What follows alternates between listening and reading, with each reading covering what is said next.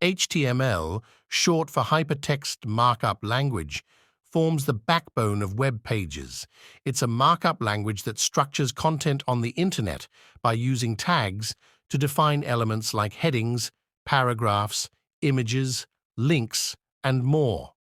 These tags, enclosed in angle brackets, organize and present information to browsers. HTML provides the basic structure of a web page, defining its layout and content, setting the foundation for styling with CSS and interactivity with JavaScript. This code defines the basic structure of an HTML document, declares the document type, encloses the entire content of the web page, contains metadata like the page title, sets the title displayed on the Browser tab, contains the visible content of the web page, is a top-level heading, creates a paragraph of text.